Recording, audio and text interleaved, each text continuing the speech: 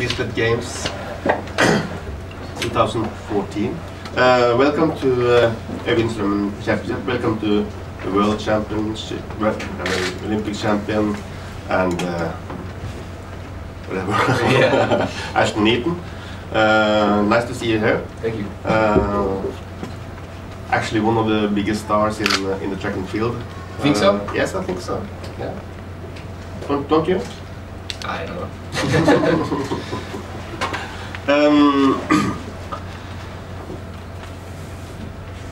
You have the world record. You're the second man with more than 9,000 points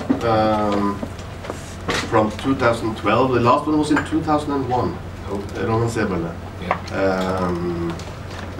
That was quite a long gap between.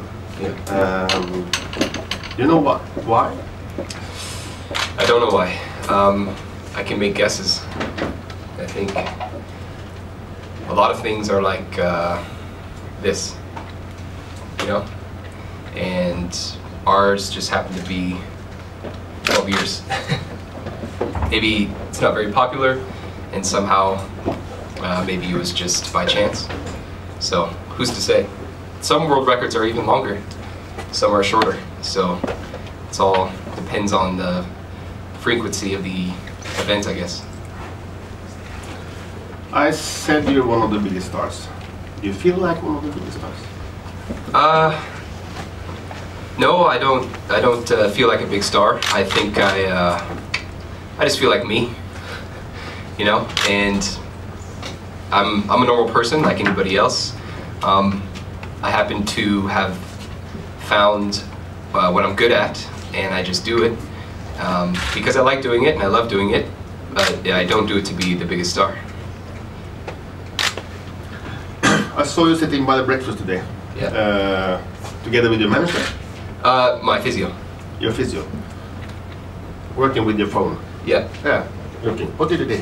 I was taking pictures of the breakfast for my wife because I thought it was good.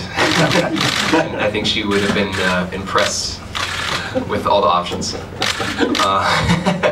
And also then we watched the video from Hengelo, from my 400 meter PB, and we were just commenting on the race and maybe some improvements I could make, and getting excited for tomorrow. Yes, let's bring us up to this need tomorrow. Why 400 meter hurdles? I mean, you do 10 events. Yes.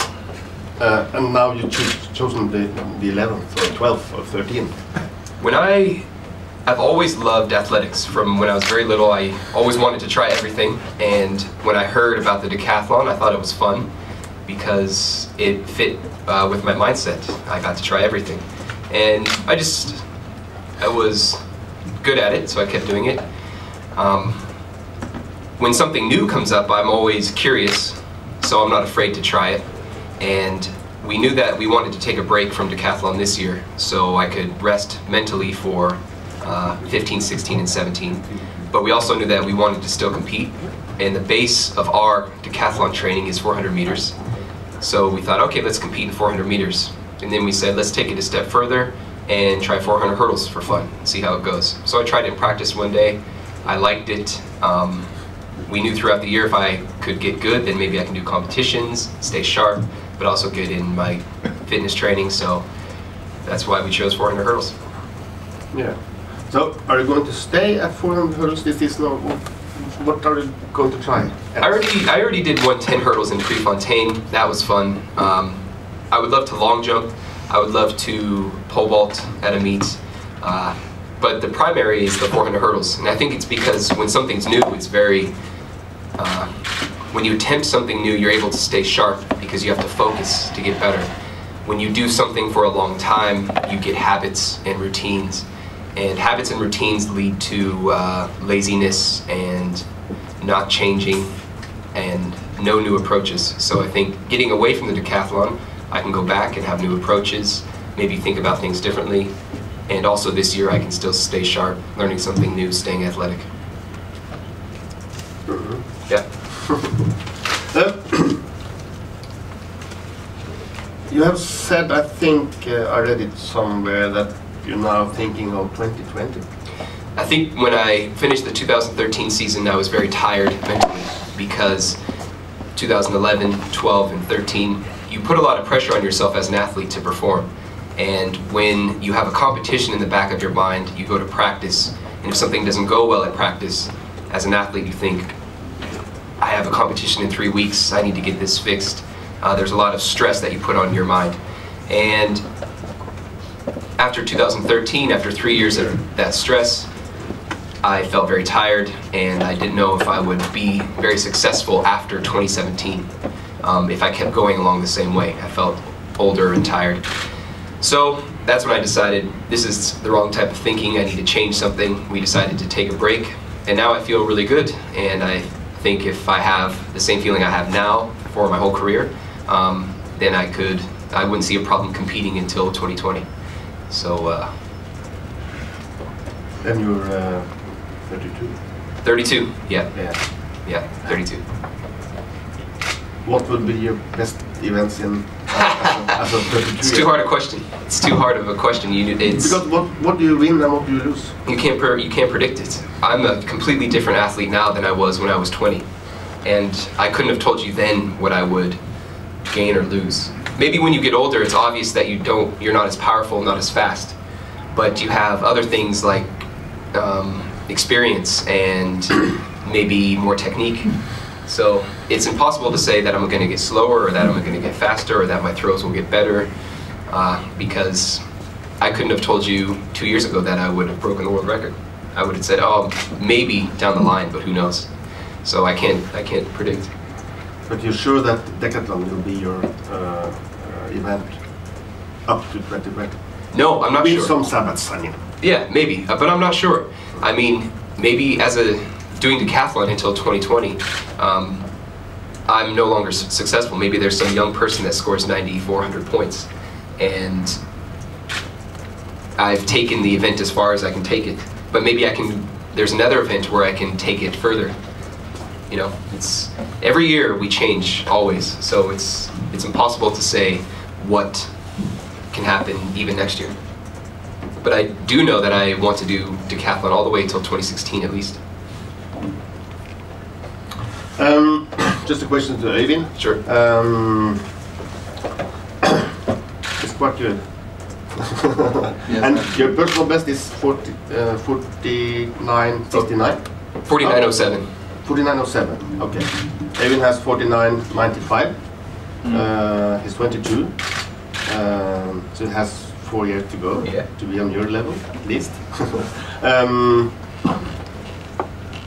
Are you sure that you're going to be a hurdlist for the next years? Yes, I'm quite sure of that. Yeah. Why? Because it's always been the plan. Since I was little, I was always good in the 400 and I was good in the hurdles, so 400 hurdles was natural for me. I think you have some common problems because I read that you have to count your strides. Yeah, yeah. I do have to count my strides. And Oyvind is also struggling with counting the strides. How many? No, or how many strides he has to go? Right. Yeah, 13, 14, 15. How many do you take? I mean, I've only done 4 races, and every time it's been different. The most successful is 13 to 6, 14, 7 and 8, 15, 9 and 10.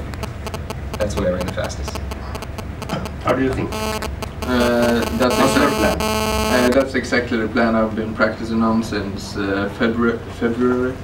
But when I competed this weekend, it didn't work out as I had expected. So I had to change everything in the middle of the race. So it wasn't my best race, but I'm hoping to fix it for tomorrow.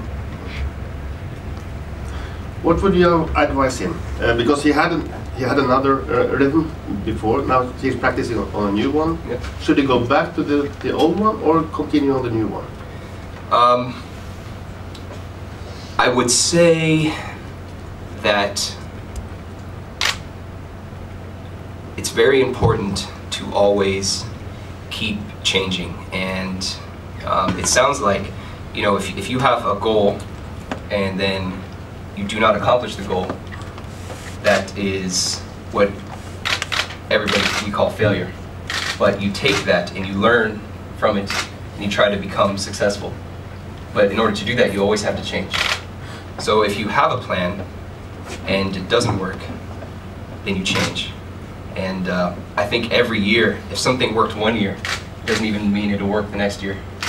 And at least for us, that's what we kind of do. We see, are we a different athlete? And always we're changing. I think change is the key. You know, always adapt to be successful. Always need to adapt. So don't be afraid of doing that. You know, if you say, I ran fast this way, I'm going to keep doing it this way. Don't be afraid to change if it's, I'm not getting faster, because I think to do the same thing but expect different results doesn't make sense. Okay. And that's what we were doing. We were always trying to get better, to make better changes, and never be happy about the way things are right now. Okay. Aston has his Sabbath this year, so but you're not having a Sabbath. What's your goal for the season? My goal is Zurich in the European Championships, and to do well there. How well? I'm hoping for the finals. I don't know yet, because I've been struggling with a foot injury that has put me a little back in my preparations, but I think I'll get there. It's still a long time till the European Championships. I'm already qualified, so I can prepare the way I want to now, and that's good. And what's your goals for tomorrow? New personal best? New personal best, yeah. I mean, if it's always, isn't it? Nobody says, I think I'm going to equal my PB today. Or go less. I think it's easier for me because I know that this is only temporary. So I don't see any future World Championships or Olympic Games in 400-meter hurdles. So for me, it's always no stress, very easy, very fun. So I have an advantage, I think, over competitors. So I don't go in looking for times. I just go in and I say, okay, I'm in lane 3. I'm going to go around, and then by the time I get on the home stretch, I'll try to be number 1. That's all. That's my only plan. Just race well, try to win. Oyvind? It sounds like a great plan. What's your goal for tomorrow? I'm hoping for the same thing, but if I can do a PB, run a Norwegian record, that would be really, really great for me. That's what I'm hoping for. Okay, now it's going to be 1-to-1. Question? First? Yeah, Aston, the 400 hurdles is described as the most painful event in the athletics. Did you find like a new world when practicing it, when it comes to lacto accident? I didn't find a new world when I started practicing the 400 hurdles. My times in my intervals got faster, which I thought was interesting. There was a workout that I did, it was 3 times 250, but I only did the first 3 hurdles, and then I just continued running. And those 250 times were faster than my flat 250 times. And I think it's because as a 400 hurdler, you're always forced to be aggressive because you have to hit the number of steps. Whereas in the flat, you can you don't have to be aggressive, you can do whatever you want. So I thought that was interesting. It wasn't more, it's the same pain I've always felt in the 400 meters. A lot of people compare, I think, the 400 hurdles and the 800 meters. I've ran an 800 meters as hard as I can before, and they don't really feel the same at all. The 800, your whole body is mostly, to me it feels like the whole body is under some sort of lactic acid and very, I don't know, your blood, you just feel your blood moving over your whole body. Whereas 400 meters and 400 hurdles, to me it's always just my hamstrings. It's not a very good feeling, but I wouldn't say it's the worst I've ever felt. Yes. Two-pronged question to Ashton. What made the difference in Hengelo, the big chunk of your personal best? And the second part of the question is, are you worried about losing your edge in some of the decathlon events by concentrating elsewhere this year? The biggest difference was the smoothness of my rhythm in the race. The previous races, I've ran in between the hurdles and always adjusted. So I would slow down, jump over the hurdle, speed up, slow down, jump over the hurdle, speed up. Whereas this one, I'm learning to be more fluid, which has a lot to do with your steps. And I don't think I'm losing any edge in my other events. I think, if anything, it's getting sharpened, even though I'm not practicing the events directly, which I still do during the season, during our training. Even though I'm not practicing them directly, pretty much what I've learned by doing the multi-events is everything's kind of connected anyways. I can learn something about throwing doing the pole vault. I can learn something about jumping doing throwing. So in these events, it's basically just learning to be an athlete, or just being an athlete, and that in itself, I think, lends to improvement in my other events. Again, for Ashton, how does it feel to be at this point in the season already in the world's top 10? Obviously, you've got quite a strong field that you're up against tomorrow. Second part of the question, are you taking any tips perhaps off your rivals, perhaps LJ in particular? Or? I have a feeling from when I first started the race and ran is no different than how I feel now after I ran my PB. So as far as top 10, I have no feeling. And as far as tips from athletes, mostly because I was wanting to learn as quickly as I could, I was watching videos of the other athletes, because before I was trying to do 13 steps all the way through hurdle 8, and it wasn't working very well, so I thought, well, I wonder what the other athletes are doing. So I'd watch videos, and I try to pick athletes that are kind of my same height, same speed-ish, so see what their steps were, and then I think that was the biggest adjustment that I'd make. To Ashton, what will be your program for the summer, and what will be your goals throughout the summer on the 400 hurdles? What do you think you can achieve? I don't know what I'm doing in July yet. I know that after this meet I'm going to go to Ostrava, and then after that we'll decide what I'm going to do. As far as goals, I don't really set goals, so I don't have any goals. You don't want to compete for the Diamond League in 400 hurdles, for example? You mean try to win the Diamond race?